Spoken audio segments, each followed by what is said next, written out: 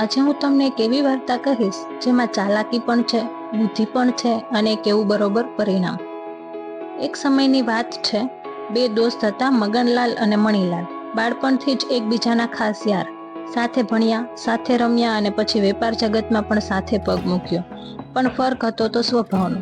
મગનલાલ હતો શાંત, સમજદાર અને સાચો વાણિયો, અને મણીલાલ એ થોડો હતો ચાલાક, એવો કે પોતાનો ફાયદો થાય તો ભરોસો પણ તોડી નાખે. એક દિવસ બંનેએ નક્કી કર્યું, ચાલો જઈએ જગન્નાથપુર વેપાર માટે. મગનલાલ પાસે એક અમૂલ્ય મોતી હતું. એને લાગ્યું સફરે લઈ જવું જોખમ ભર્યું છે. એણે મણીલાલને કહ્યું, મિત્ર, તારા હાથમાં મોતી આપી રહ્યો છું, તું સાચવી લે, તારા પર વિશ્વાસ છે. મણીલાલે મોતી લઈ લીધો, પણ મનમાં વિચાર્યું, આવું મોતી તો મારી કિસ્મતમાં નહીં હોય.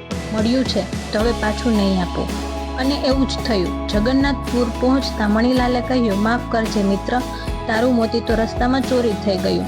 મગનલાલ સ્તબ્ધ થઈ ગયો, પણ એ શાંત રહ્યો, કંઈ બોલ્યો નહીં.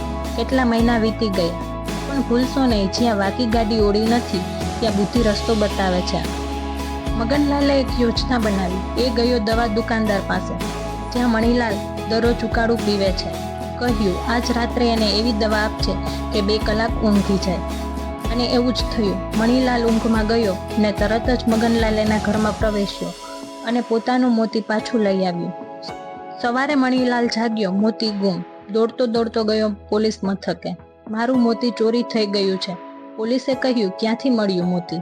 મણીલાલ બોલી ઉઠ્યો, મગનલાલ પાસેથી મળ્યું હતું, એ મારો મિત્ર છે. એ જ મણીલાલ થોડા મહિના પહેલા બોલી ચૂક્યો હતો કે મોતી તો રસ્તામાં ખોવાઈ ગયું. હવે તો એ પોતે જ પકડાઈ ગયો. પોલીસે ન્યાય કર્યો. મોતી મગનલાલનું હતું અને મણીલાલ છે દગાબાજ.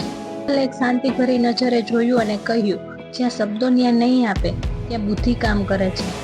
આ વાર્તા પરથી આપણે શીખવા મળે છે કે સાચો મિત્ર ક્યારેય દગો નહીં આપે. બુદ્ધિથી તે મળે છે જે શોરથી નહીં. અને ન્યાય મેળવવો હોય તો ધીરજ અને સમજ બંનેની જરૂર છે.